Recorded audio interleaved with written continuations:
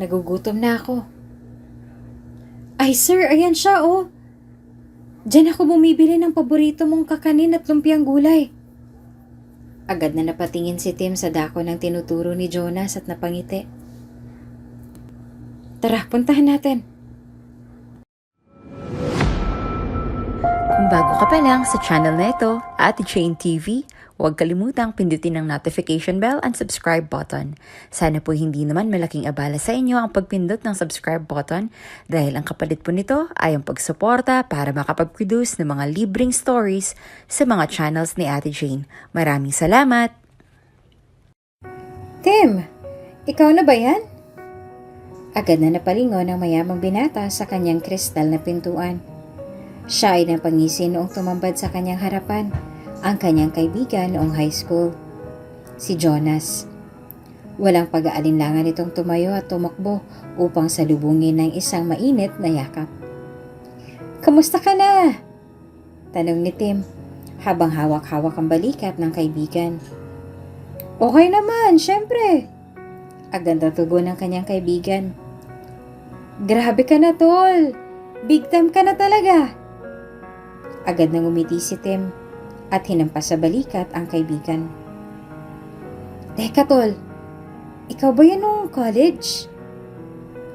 Tanong ni Jonas nang kanyang aksidenteng masilayan ang picture frame sa may ibabaw ng itim na mesa ni Tim. Lumingon si Tim at agad na tumango. Gwapo pa rin ano? Pagmamayabang ni Tim. Wala pa rin pinagbago.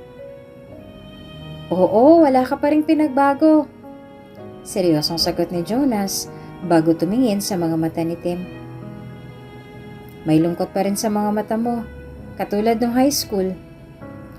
Wala pang ilang segundo ay agad na naglaho ang ngiti ni Tim. Dahilan para mapatingin siya sa kanyang sliding window. Umupo si Jonas sa isang maliit na sofa at saka ipinagbuhol ang kanyang dalawang braso. Sabihin mo nga pre, ani Jonas. Ano pa bang kulang sa buhay mo? Kung babae, sabihin mo agad sa akin at isi-set up kita sa kapatid ko. Napahalakak si Tim at saka naglakad patungo sa kinaroroonan ng kaibigan. Napabuntong hininga ang binata at umupo sa tabi ng kanyang kaibigan. Alam mo Jonas, pasensya ka na kung ngayon ko lang sasabihin sa'yo to ah. Pero, kinakabahang panimula ni Tim. Pero alam ko namang maiintindihan mo eh. Agad na naupo ng maayos ang kanyang kaibigan at hinihintay kung ano ang mga susunod na salitang lalabas sa bibig nito. Pero hindi ko nahahanap yung tunay kong mga magulang. Agad na napatakip si Jonas ng kanyang bunganga nang marinig ang mga salitang iyon mula sa kaibigan. Simula nang masagip ako sa isang sunog. Mama, may kumakatok po sa pintuan! Sigaw ni Tim habang nagkukulay ng kanyang papel. Ikaw na muna magbukas ng pintuan, anak. Hindi pa ako tapos magluto ng kakanin na ihahatid ko sa amo namin ng papa mo. Tugon naman ng kanyang ina na nasa kusina. Dahil dito, ay agad na napatayo si Tim at binuksan ang kanilang pintuang gawa sa kahoy. Ang tumambad sa kanyang harapan ay tatlong lalaking may suot na kulay asul na uniforme. Sino po sila? Nagtatakang tanong ni Tim. Agad na napalunok ang isang lalaki. Boy, nasaan ang mama mo? Kailangan lang namin siyang makausap. Nagluluto po siya ng kakanin para sa amo nila ni Papa. Masayang sagot ni Tim. Pasok po muna kayo. Agad na nagatinginan ng mga pulis. Tila ba'y lumambot ang puso nila sa ginawa ng batang lalaki. Hindi na toy. Nakangising sagot naman ng pangalawang pulis. Tawagin mo na lang ang mama mo. Tapos manatili ka na muna dun sa kwarto ninyo. Sige po. Nakangiting tugon ni Tim. Sa oras na ito ay tila ba may pangungonsensya silang pinagmamasdan ng bata habang naglalakad papunta sa kusina. Ngunit ano pa nga ba ang kanilang magagawa? Kailangan maparusahan ng may sala. Ngunit may sala nga ba talaga? Ano pong kailangan ninyo? Nagtatakang tanong ng ina ni Tim habang pinupunasan ang kanyang mga kamay. Napagdesisyon na lamang ng mga pulis na kausapin sa labas ang ginang upang hindi marinig ng kanyang anak ang nakakagimbal na balita. Ho! Hindi ko ho yan magagawa! Naiiyak na tugon ni Aling Nelia. Mahirap kami pero hindi ko kayang magnakaw ng mga alahas ni Doña Silvia. Mabuting tao ang pamilya nila sa amin, hindi ko ho yun magagawa. Pasensya na, misis. Pero marami hong ebidensya ang anak ni Doña Silvia laban sa inyong mag-asawa. Tugon ng pangatlong pulis. Bukod pa roon ay witness ang ilang mga katulong sa pagnanakaw na ginawa ninyo. Teka, bakit nasama ang asawa ko rito? Halos hindi na nga kami mag-usap sa asyenda dahil hinahatid sundo niya lang ang mga apo ni Doña Silvia. Isa-isa niyang pinagmasta ng mga pulis habang unti-unting napupuno ang kanyang mga mata ng mga luha. At saka, paano ko nanakawan si Doña Silvia? Napakabuti ng puso niya. Ayun na nga ho, misis. Kalmadong tugon ng pangalawang pulis. Ayon ho sa anak niyang si Victoria, pinagsamantalahan niyo raw ho ang kabaitan ng matanda. Hindi makapaniwala si Aling Nelia sa mga nangyayari. Dahil dito, ay napatingin siya sa paligid. Marahil mali ito. Ngunit ito lamang ang paraan upang makatakas siya sa gusot na hindi naman niya ginawa. Lalakad na sana siya ng paurong, pero huli na ang lahat dahil mabilis na siyang pinusasan ng unang pulis. Huwag niyo na hong tangkaing tumakas, misis. Kalmadong pagbabanta ng unang pulis. Pinapatunayan niyo lang na tamang mga bintang sa inyong mag-asawa. Nasaan ho palang asawa ko? Pagkukwestiyon ni Aling Nelia. Nakakulong na ho, sagot ng pangatlong pulis. Huwag ho kayo mag-alala, magkikita rin ho kayo sa loob ng kulungan mamaya. Nagsimula na ngang maglakad ang apat patungo sa isang kotse. Habang naglalakad, ay paulit-ulit siyang lumingon upang sumulyap sa kanyang anak na walang kaalam-alam sa pangyayari.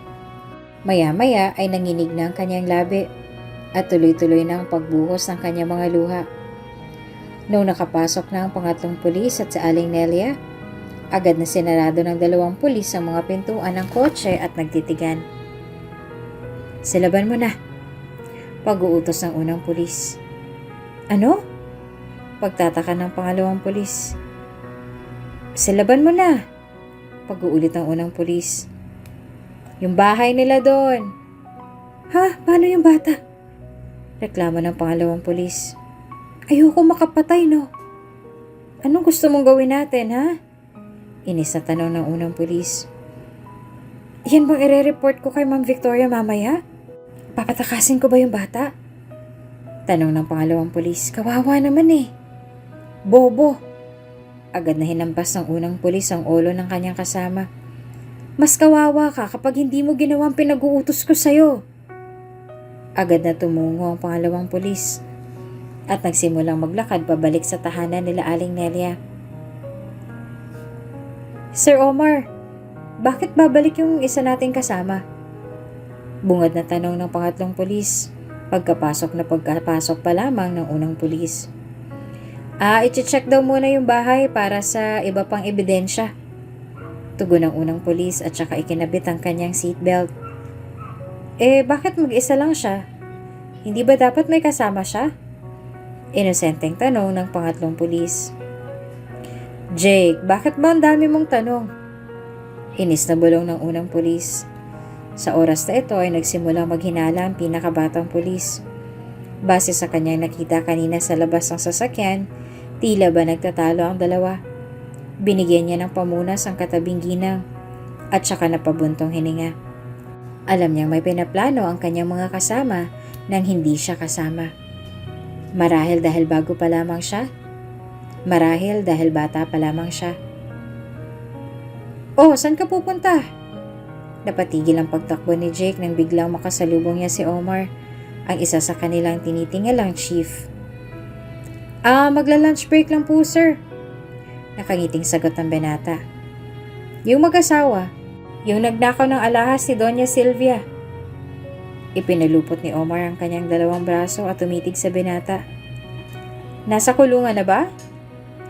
Agad na tumango ang binata. Okay, good. Tumango rin ang nakakatanda. Ibili mo nga ako ng sabaw ng sinigang sa may karinderya sa labas. Yes, sir. Pagtango ni Jake, bago tuluyang lumabas ang police station. Nang mapansin niyang hindi siya sinusundan ng kanilang chief, agad-agad siyang tumakbo patungo sa nakaparadang tricycle. San po tayo, kuya? Tanong ng tricycle driver noong pagkapasok pa lamang ng binata. Sa may Salvation po, dun malapit sa Bukiran. Habang tumatakbo ang oras, ay para bang naghahabol din ng hininga ang binata. Alam niyang maaaring may mangyari sa bata at hindi niya kakayanin kapag may nangyaring masama rito. Noong tumigil na ang tricycle, iniabot niya ang kanyang bayad at saka nagtatakbo patungo sa lugar ni na Aling Nelia. Ngunit halos gumuho ang kanyang mundo noong makita niyang abo ng ibang parte ng bahay ng ginang. Hindi niya napigilan ang kanyang sarili sa paghagulgol. Sana, hindi na lamang siya sumama. Sana, napigilan pa niya ang kanyang kasamahang pulis. Sana, buhay pa dapat ang maliliit na bata. Mga walang puso talagang ibang mga tao. Bulong ni Mangustin sa kanyang isip habang naglalakad kasama ang isang 5 taong bata. Mabuti pa siguro ibigay na lang kita sa mga taong kaya kang buhayin. Anak! Tumigil siya sa paglalakad at pinunasan ang mukha ng bata. Ano nga ulit ang pangalan mo? Tim po! Sagot nito habang patuloy pa rin sa pag-iyak. Sabi po nung nakaasul na uniforme, kakausapin lang nila si mama pero hindi na po sila bumalik. Napabuntong hininga si Mangustin at pinunasan ng pawis ang bata gamit ang sapin nito sa likod. Alam mo bang pangalan ng mga magulang mo? Agad na napatigil ang bata. Sa buong buhay niya ay hindi na ikwento sa kanya ng kanyang mga magulang kung ano nga ba ang kanilang mga pangalan. Hindi ko po alam eh. Nahihiyang tugon ng bata. Sus ko, bata ka. Paano na lang kung ibang tao ang nakapulot sa'yo? Bulong ni Mangustin sa isip. Buti na lamang at kumpare ko ang iyong tatay. Makinig ka, Tim. Pagpapaalala ni Mangustin. Simula ngayon ay magkakaroon ka na muna ng pansamantalang pamilya. Po? Nasaan po si na mama? Tanong ng bata. Mahabang kwento.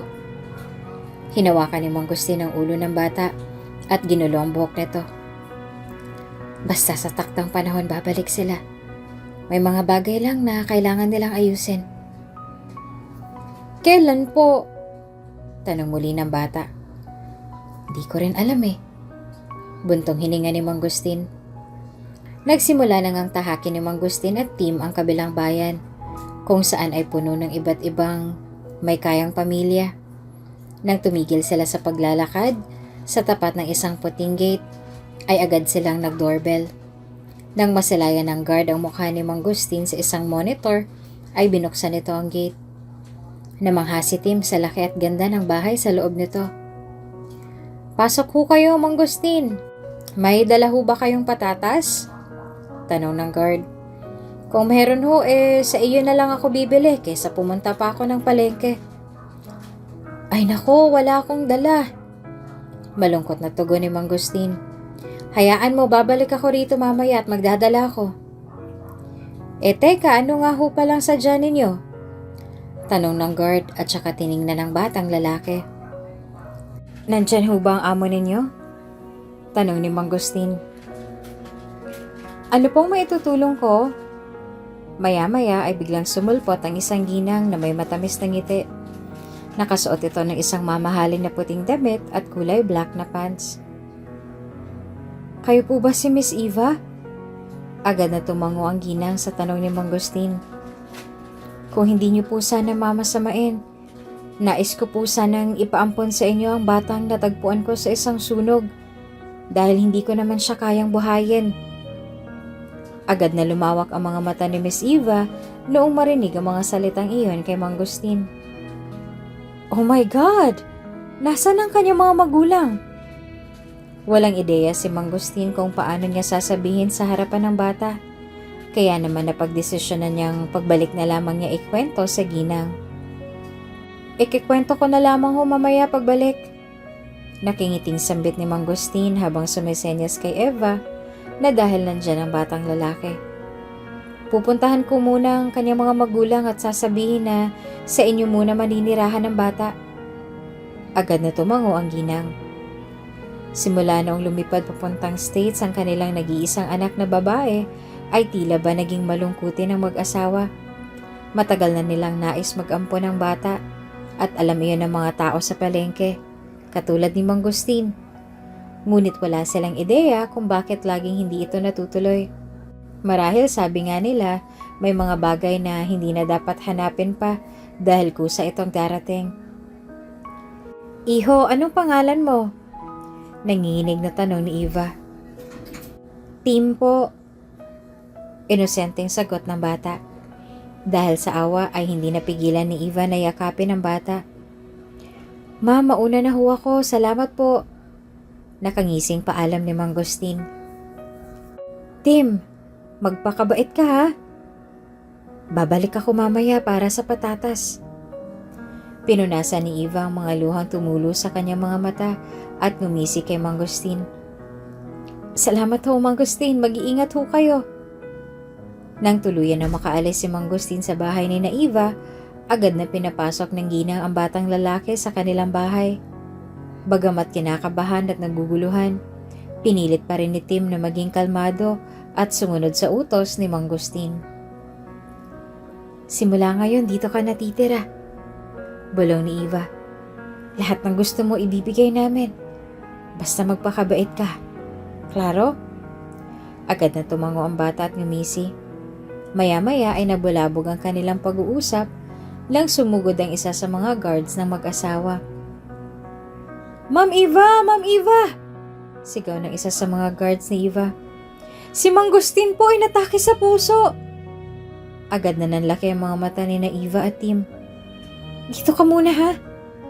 Paalala ni Eva at saka tumakbo pa paalis ng mansyon. I-start niyo yung kotse! Nasaan siya? Isugod natin sa ospital! Naiwan si Tim na naguguluhan at kinakabahan. Hindi pa lumulubog ang araw, ngunit tila ba napakarami na nang nangyayari. Pinili na lamang niyang tumulong sa mga kasama nilang kasambahay sa pamamagitan ng pag-abot ng mga gulay na kakailanganin sa pagluluto. Noong natapos sila ay inaayos na nila ang napakahabang lamesa at inilagay na ang mga kristal na plato. Noong una ay may narinig silang bumusina sa labas. Agad na napalingon ang lahat. Bumungad sa pintuan ang isang pagod at matamlay na ginang. Ano pong lagay ni Mangustin? Tanong ni Tim. Tim, malungkot na paniwala ni Eva. Wala na siya. Tila ba tumigil ang mundo ni Tim nang marinig ang mga salitang iyon. Nanigas siya sa kanyang kinatatayuan. Mga luha na nagmula sa kanyang mga mata ang nagpahayag ng kanyang nararamdaman sa mga oras na iyon. Nilapitan siya ng ginang at hinawakan ang kanyang muka. Huwag kang mag-alala. Panimula ni Eva. Hindi ka namin pababayaan. Ilang taon ang lumipas at tinupad nga ni Eva ang kanyang pangako. Naging matagumpay ang binata sa kanyang tinahak na kurso at naging isang ganap na bilyonaryo at CEO ng ilang mga kumpanya. Alam mo pre, hanggang ngayon, hindi pa rin ako makapaniwala na magkasama na ulit tayo. Ani ni Jonas. Tapos liaison officer mo pa ako. Sobrang astig talaga ng destiny tol, no? Oo nga eh. Ang liit lang talaga ng mundo. Madamdaming tugon ni Tim. Parang height mo. Asar pa nito sa kaibigan. At agad na naghagalpakan ng magkaibigan. Yan ang namiss ko sa'yo, pre. Sigaw ni Jonas, sabay turo kay Tim. Maya-maya ay napatingin siya sa orasan. Teka, lunch na pala. May papabili ka ba, boss? Napatingin din sa orasan si Tim at napatango. Naalala mo yung binili mo sa akin na kakanin at lumpiang gulay nung isang linggo? Sigurado ka, sir? Ayun ang kakainin mo? Tanong ni Jonas. May malapit naman na fast food chain dito. Hindi, okay na yung lumpiang gulay tsaka kakanin. Masarap naman yun eh. Tugon ni Tim. Pre, seryoso ka ba? Pagkukwestiyon ni Jonas. Binili ko lang kasi yun sa hahaba ng pila sa ibang kainan. Hiyang-hiya nga ako sa'yo nun eh. Bilyonaryo ka tapos yun ang papakain ko sa'yo? Aba, masarap naman ah. Nakangising sambit ni Tim. At saka huwag kang mag-alala. Ayos lang sa akin. Sure ka ha? Pagkaklaro ni Jonas. Sure na sure. Itinaas ni Tim ng sabay ang kanyang dalawang kilay. Lumipas ang ilang mga linggo. Tila ba nakasanayan na ng magkaibigan ang pagbili sa ginang na nagtitinda ng kakanin at lumpiang gulay sa labas ng kanilang building. Bukod sa mura ito, ay sulit na sulit dahil napakasarap ng lasa nito. Nagugutom ako, bulong ni Tim habang naglalakad palabas ng building kasama si Jonas. Halata nga eh, bulong pabalik ng kanyang kaibigan. Kanina ko pa naririnig yung tiyan mo sa meeting. Agad na nagbungis-ngisan ng dalawa. Sumakay na sila sa van ni Tim at saka naglagay ng seatbelt. Maya-maya ay nakita ni Jonas ang allen na pinagbibilhan niya ng kakanin at lumpiang gulay. Ay sir, ayan siya oh! Sigaw ni Jonas sabay turo sa isang matanda. Diyan ako bumibili ng paborito mong kakanin at lumpiang gulay. Agad na napatingin si Tim sa dako na itinuturo ni Jonas at napangiti. Maya-maya ay nagulantang sila nang may dumaang lalaki at biglang hinablot ang isang pouch kung saan ay nakalagay ang pera ng matanda. Bukod pa rito, ay natumba pa ang karito ng matanda kung saan nakalagay ang kanyang mga tenda. Tara, puntahan natin! Yaya ni Tim at saka binuksan ang pinto ng sasakyan. Teka sir! Pag-aalinlangan ni Jonas at saka isinarado ang pinto ng sasakyan. Baka mamaya may iba pang kasama yung magnanakaw at mapahamak pa tayo. Maghintay muna kaya tayo ng ilang minuto. Walang nagawa si Tim kung hindi ang sumang-ayon sa suhestyon ng kaibigan. Maya-maya ay lumabas ng magkaibigan at tumungo na sa matandang umiiyak. Alay, ako na hong bahala sa mga tinda mo. Nag-aalalang sambit ni Tim at saka kinuha ang wallet sa kanyang bulsa. Pero wait lang ho, magkano ho ba yung laman ng pouch na kinuha ng magnanakaw? Walang sinagot ang ale kung hindi hikbi dahil sa kanyang tuloy-tuloy na pag-iyak. Noong tuluyan na itong nalunod sa emosyon, agad niyang niyakap ang binata. Nagulat ang magkaibigan sa ginawa ng ale, ngunit hindi man lang kumalas ang binata sa pagkakayakap nito. Maya-maya ay unti-unti na rin siyang napayakap sa ginang. Salamat po, sir. Bulong ng ginang. Wala hong anuman. Balik ni Tim. Kunin niyo na ho itong 5,000. Dagdag nito sabay abot ng 5,000. Walang tigil sa pagpapasalamat ang ginang habang nakangiti naman si Tim na nakatitig sa matanda. Sir, wala pa siya sa pwesto niya doon. Bungat ni Jonas sa kanyang kaibigan. Alam ko ganitong oras nandun na dapat yun eh. Ilang araw na rin ang lumipas nang makita nila ang ale na umiiyak. Nagtataka sila dahil hindi na ito nagpapakita sa lugar kung saan siya madalas magtinda. Ganun ba? Nag-aalalang bulong ni Tim. Tanong kaya natin sa iba niyang mga kasama sa gilid ng building. Sa ilalim ng init ng araw, nagtanong-tanong ang magkaibigan sa paligid ng building kung nakita nila ang isang allen na nagtitinda ng lumpiang gulay at kakanin. Ayon sa mga ito, nilagnat daw ang ale dahil sa palagiang pagbabad nito sa init ng araw. Kawawa naman yung ale. Malungkot na sambit ni Tim, sabay inom ng isang bottled water na nabili nila sa tabi ng building nila. Oo nga sir eh. Buntong hininga ni Jonas. Jonas, hanapin mo ang ate na yon, okay? Utos ni Tim sabay kain ng kwek-kwek. Sabihin mo sa kanya sa mansyon na siya magtrabaho. Copy, sir. Tumatangong sagot ni Jonas. Hanggang matapos ang kanilang lunch break, nakaupo lamang ang magkaibigan habang kumakain ng kwek-kwek at fishball na nabili nila sa tabi-tabi ng building. Marahil isa rin ito sa dahilan kung bakit maraming may gusto kay Tim. Ito ay dahil sa angking kabaitan at pakikibagay niya sa kanyang nasa paligid, kahit naubod na ito ng yaman. Sabado noon ng umaga nung dumating ang alay sa mansyon ni Tim. Iyak ito ng iyak sa tuwa dahil binigyan siya ng trabaho ni Tim. Sa kadahilanang ito, hindi na siya muling mabababad sa ilalim ng araw. Good morning, sir! Pati ng mga kasambahay. Good morning ho! Nagsikain na ba kayo? Tanong ng binata at saka umupo sa pagkahaba-habang lamesa. Opo, sir, kanina pa. Tugon naman ng mga ito.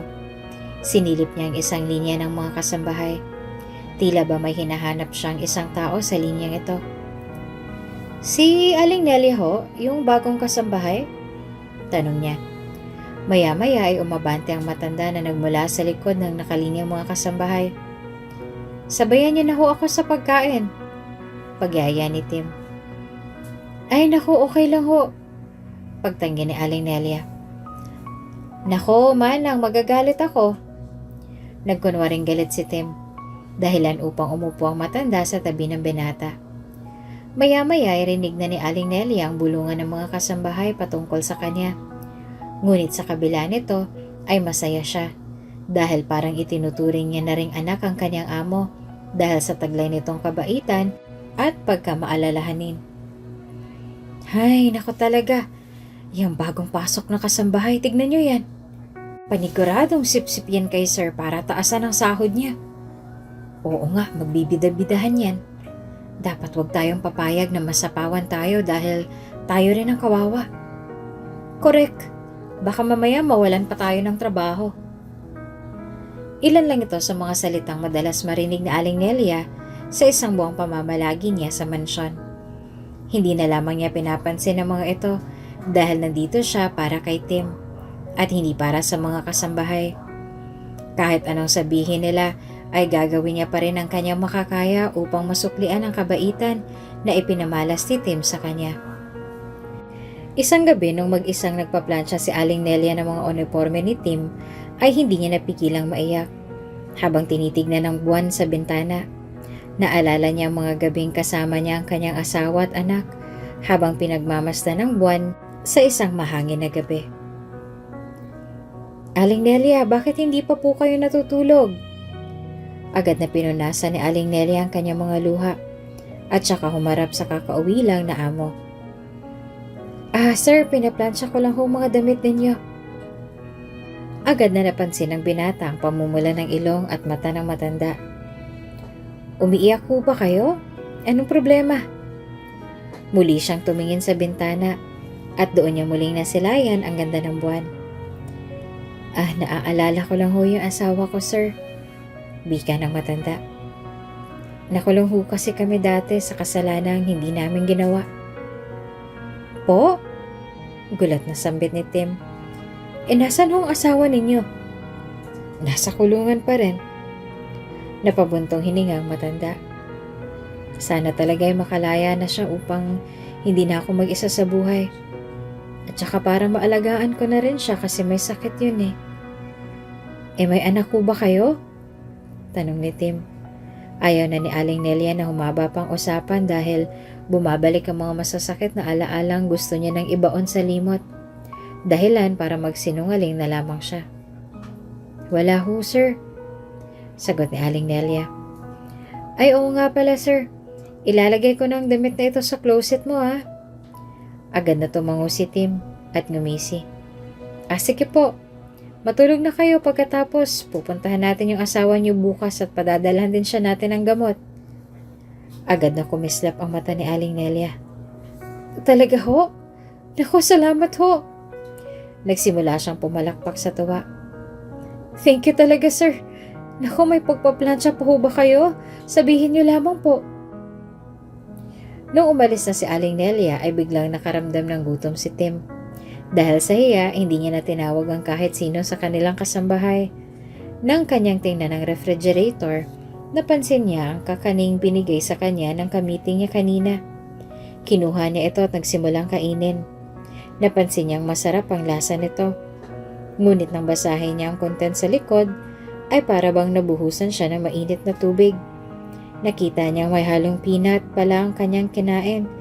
Kaya dahil dito'y unti-unti nang naramdaman ang pagkate ng katawan niya. Agad siyang lumakad patungo sa kwarto ng mga kasambahay at kumatok. Nang buksan ito ng isang kasambahay, laking gulat niya na makitang puno ng rashes ang binata habang nakangiti. "Magsigising kayo! Si Sir Tim may ina-allergy!" Sigaw ng kasambahay, sabay gising sa mga isa pang kasambahay. Agad-agad silang nagsilabasan at naghanap ng mga gamot at mga kagamitan na maaaring magamit ni Tim upang kumalma ang kanyang pakiramdam. Hindi nauwasan ni Tim na ngumisi habang nakikita nagpapanik ang lahat. Pakiramdam niya ay mahal na mahal talaga siya ng mga ito. "Sir, kumain ka muna ng asukal!" Halos napatigil ang kalahati ng mga kasambahay nang bigyan ni Aling Nelia si Tim ng asukal. Agad na nagtawanan ng mga ito. "Nelia, anong gagawin ni Sir sa asukal?" Tanong ng isa sa mga kasambahay. "Pangtitimpla ng kape?" Muli nagtawanan ng mga kasambahay. Dahilan para ngumisi rin si Aling Nelia. Kasi asukal yung binibigay ko sa anak ko kapag inaatake siya ng allergy niya. Dahil hindi naman kami mayaman para bumili ng gamot." Agad na kumunot ang noo ni Tim matapos niyang marinig ang mga salitang iyon mula kay Aling Nelia. "Ho? Sabi po ninyo wala kayong anak?" Nagtatakang tanong ni Tim habang umunguya ng asukal. Agad na nagkatinginan ng dalawa. Sir Tim, ito po yung antihistamine ninyo." Bigay ng isa sa kasambahay. Inilagay niya ito sa kanyang dila at saka uminom ng tubig. "Nasaan na hong anak ninyo?" Tanong ni Tim. Maya-maya ay muling nanggilid ang mga luha ni Aling Nelia. "Sa totoo lang, sir, ayaw ko talaga siyang pag-usapan kasi." Pinunasan niya ang kanyang mga luha at muling nagsalita. "Sobra ako nagsisisi sa ginawa ko." "Ano ho bang ginawa ninyo?" Muling tanong ni Tim at uminom ng tubig.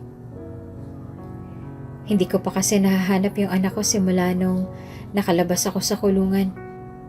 Panimula ni Aling Nelia. "Huli pa naming pagkikita yung panahon na ikinulong kami sa kasalanang hindi namin ginawa." Tapos, nagsimula ng humikbi ang matanda. "Tapos nabalitaan kong nasunog yung bahay namin. Wala akong ideya kung nakaligtas ba siya o hindi." Tumaas ang balahibo ni Tim. "Nasunog?" Tumango ang matanda. Agad tumungo si Tim sa kanyang kwarto at kinuha ang isang bimpo. Nanginginig siyang pumunta sa kinaroroonan ng matanda at ipinakita ito. "Saan?" Nanginginig ang labi ni Nelia habang tinitingnan ng bimpo. "Saan to galing?" Tanong ni Aling Nelia. Bigla namang nanlambot ang tuhod ni Tim. "Sa akin ho yan." Nanlaki ang mga mata ni Aling Nelia. "Ano nangyayari?" Tanong ng isang kasambahay. "Hindi ko alam. Baka magkamag-anak sila." Sausaw ng isa pang kasambahay. "Baliw, imposible. Mahirap lang si Nelia." Bulong ng isa sa driver nila Tim. "Ampun lang si Sir Tim." Dagdag naman ng isa pang hardinero nila. "Talaga?" Tanong ng isang tagaluto nila. "So talagang magkamag-anak sila?" Tanong ulit ng isa sa kasambahay. "Abay, malay namin." Sausaw pa ng driver. Agad na niyakap ni Tim ang matanda. Kasabay nito ang tuloy-tuloy na pag-agos ng mga luha nito. "Ang tagal ko kayong hinanap, Nay." Ang gulat na si Nelia ay hindi pa makaiyak. Marahil dahil sobra siyang nabigla sa impormasyong nalaman niya. Hindi niya inaasahang magtatagpo silang muli. Muling tiningnan ni Nelia ang bimpo at may marka nga ito na initials na TD na kung saan ang ibig sabihin ay Timothy de la Cruz. "May marka sa gilid ng hita ang anak ko," sambit ni Aling Nelia. "Maaari ko bang makita kung may marka ka roon?" Agad na tumango ang binata at ipinakita ang kanyang marka sa hita. Napatakip sa bunganga si Aling Nelia. Hindi siya makapaniwalang nasa harapan niya na ang anak niya. At bukod pa rito ay naging successful pa. Sa kabila naman ay grabe ang pasasalamat ni Tim kay Jonas. Kung hindi dahil sa kanya, ay marahil hindi niya matatagpuan ang taong matagal niya nang hinahanap. "Hello, Jonas?" Bungad ni Tim nang tumigil na sa pagring ang phone ng kaibigan. "Hello, sir. Pasensya na, traffic pa rito sa amin eh." "Okay lang, Jonas. Actually, pwede ka naman ang huwag pumasok." Biglang nakaramdam ng kaba si Jonas. "Anong problema, sir?" tanong ni Jonas. "Kakausapin kita bukas." Seryosong dagdag ni Tim. "At teka Tim, may nagawa ba ako?" Ramdam ng pangangatog ng tuhod ni Jonas. "Wait lang, tatakbo ako papunta riyan." "Huwag na, aalis ako ngayon. Hindi mo na ako maaabutan." Kalmadong sagot ni Tim. "Tim naman, paalis na ako ng taxi ngayon." Wika ni Jonas matapos niyang bayaran ng taxi driver. "Hintayin mo na lang ako." "May iwan akong envelope sa table mo, pakibasa na lang." Ang nagtatakang si Jonas ay lalo pang naalala nang sabihin nito ni Tim. Nagsimula itong tumakbo papunta sa building ng kanyang kaibigan. Bawat hakbang niya ay inaalala niyang mga bagay na ginagawa niya. May nabasa na ba akong mali? May nagawa na ba akong masama? Baka papalitan na ako dahil may mas magaling sa akin. Iilan lamang ito sa mga tanong na sumagi sa isipan ni Jonas habang tinatahak ang daan. O baka naiinis siya lagi sa ugali ko? Noong makarating na siya sa harapan ng building, ay napahawak siya sa kanyang tuhod at naghabol ng hininga. Matapos ang ilang minuto, ay pumasok na siya sa elevator at tumungo ang kanyang table. Halos nanginig ang buong kaluluwa niya nang may makita siyang iced coffee sa table niya. Sa pagkakaalam niya ay ibibigay ito kapag nagre-resign ang ilan sa kanilang mga empleyado. Ngunit sa pagkakatanda niya ay hindi naman siya nagsabi kay Tim na magre-resign na siya. Huminga siya ng malalim at inihanda ang sarili sa makikita sa loob ng envelope. Nang silipin niya ito ay agad siyang nagulat.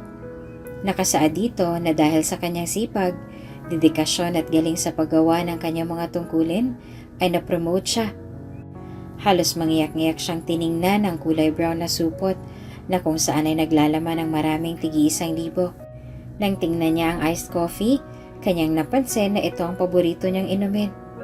Marahil in-order ito ng kaibigan dahil ito ang paborito niya at hindi dahil aalis na siya ng kumpanya. Pwisit talaga tong si Timothy.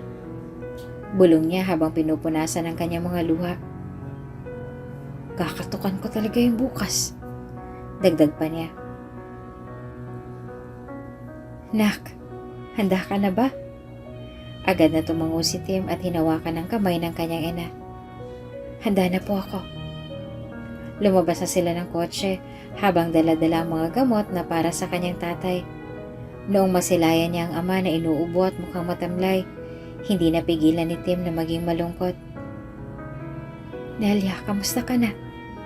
Tanong ni Ferdy habang inuubo. Tumingin naman siya sa dako ni Timothy. Nagtataka siya dahil parang may hawig sila ng binata. Dahilan para pagmasdan niya ito.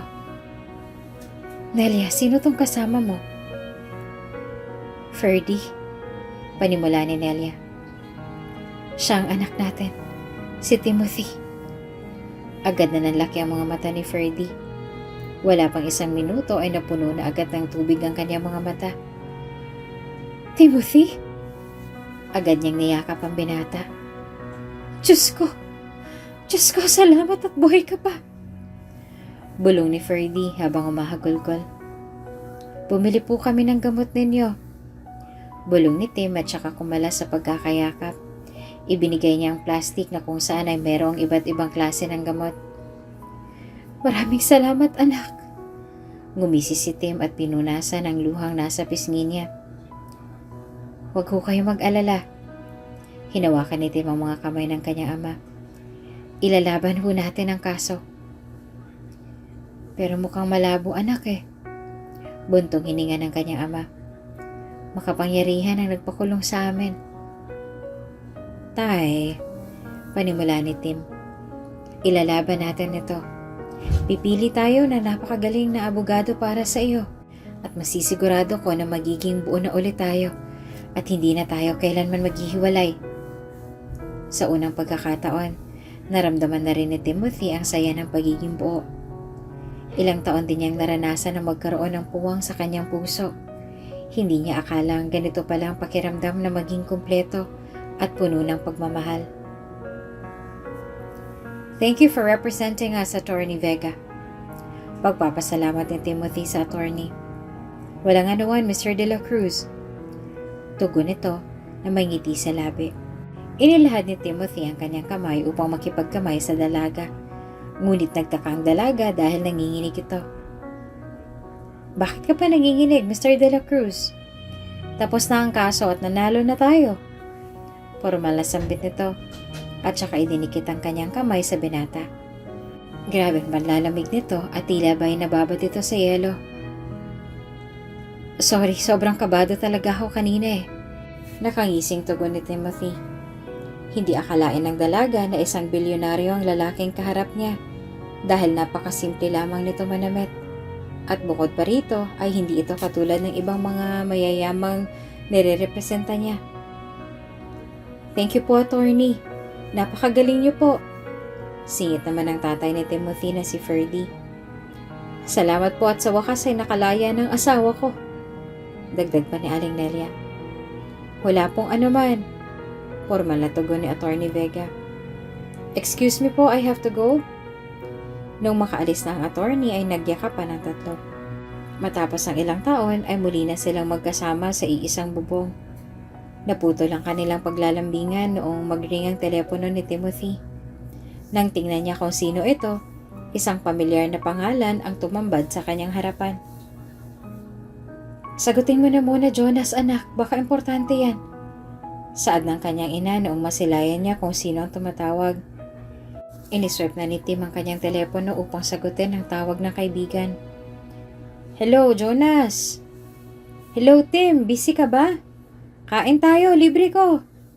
Agad na napatingin si Timothy sa kanyang mga magulang. Sige lang anak. Didiretso na kami ng papa mo sa bahay. Minsan lang naman kayo kumain sa labas eh. Wika ni Nelia at napangiti si Tim at tumango. Oo, sige. Saan ka ba? Sagot naman ni Tim. Malapit lang sa building mo yung Korean restaurant na gusto nating puntahan. Kaso lagi tayong busy. Agad na tumayo si Tim habang naglalakad patungo sa parking lot. Sige. Ano meron at bigla ka yatang ginanahan man libre? Pabirong tanong ni Tim. Actually pre, biglang nag-iba ang tono ng boses ni Jonas. May irereto ko sa'yo. Ayan na nga bang sinasabi ko eh. Nakangising sagot ni Tim.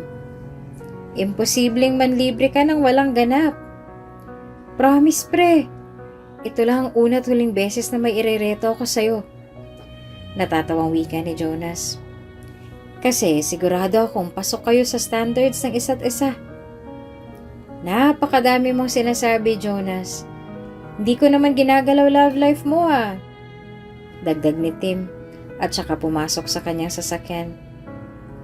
Matapos ang kalahating oras ay nakarating na siya sa Korean restaurant na sinasabi ni Jonas. Napabuntong hininga na lang siya sa dami ng tao sa loob, kaya agad naman niyang tinawagan si Jonas. Wala pang isang minuto ay sumagot na kaagad ito. Nandito na ako. Saan ka banda? Tanong ni Tim, sabay pasok sa restaurant. Puno ito ng halo-halong amoy ng mga side dishes at mga karne niluluto. Sa may malapit sa bintana, tugon ni Jonas. Agad na inikot ni Tim ang kanyang mga mata. Jonas, maraming bintana rito. Alin dito?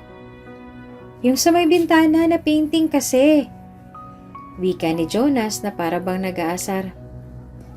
Alam mo, kakaltukan talaga kita kapag nakita kita. Inis na sagot ni Tim. Minsan talaga ay parang hindi bilyonaryo kung umasta ang binata. Sige, talikod ka. Masayang utos ni Jonas. Sumakto ng pagtalikod niya ay naglakad ang isang babae na may hawak na 2 bowl at may sabaw. Dahilan upang masagi niya ito. Hala, sorry! Nag-aalalang wika ni Tim nung nakita niya na natapon halos kalahati ng sabaw sa kulay maroon niyang t-shirt. Agad na hinubad ni Tim ang kanyang coat gamit ang isang kamay at ibinagay sa babaeng nakatungo. Noong magtama ang kanilang mga mata, ay para bang nakaramdam ng paru-paro sa tiyan si Timothy. Alam niyang nakita niya na ang babaeng ito, ngunit hindi niya mapigilang mamangha nung makita ang ganda nito sa malapitan. No, it's all... Napatigin sa pagsasalita ang babae at nakangiti. Mr. De La Cruz? Agad na napangisi si Tim. Uy, Attorney Vega! Saan yung table mo? Doon sa may table na may window painting. Saad ni Attorney Vega. Sabay turo sa isang table ang kanyang titigan ng lamesa. Kanya nakita si Jonas na nakangisi. Teka, panimula ni Tim. Kilala mo si Jonas? Yes, why? Tanong ng dalaga. Kapatid ko siya. Sa pagkakataong iyon ay napangisi si Timothy. Inilapat ni Jonas ang kanyang bunganga sa telepono. Dahilan para pakinggan ni Timothy ang kanyang sasabihin sa kailang linya. Yee! Asar ni Jonas. Ninong ako sa kasal niyo Muling nagkatinginan ng dalawa at napangisi. So, ikaw pala yung sinasabi ng kuya ko. Wika ni Attorney Vega at saka ipinalupot ang 2 braso. Nice meeting you again, Mr. De La Cruz. It's a pleasure to meet you, Miss Vega. Nakangising sambit ni Tim. For the second time? Hindi naiwasan ni Attorney Vega ang kilig na kanyang nadarama. Dahilan para mamula ang kanyang pisngi. Hindi na lamang ipinaalam ni Tim ang kanyang nakita at niyaya na ito maglakad patungo sa table nila Jonas. Let's go, medyo gutom na rin ako Pabirong banggit ni Tim at saka kinuha ang isang bowl na may sabaw kay Attorney Vega. Ang istorya ng buhay ni Tim ay isang patunay na may mga pagkakataong susubukin tayo ng panahon. Ngunit hindi dapat tayo matakot na harapin ito. Normal lamang na malungkot at umiyak, magalit at humalakhak. Dahil pagdating ng araw, ang mga pangarap natin ay magbubunga rin, katulad ng mga itinanim nating bulaklak. Kung bago ka pa lang sa channel na ito, Ate Jane TV, huwag kalimutang pindutin ang notification bell and subscribe button.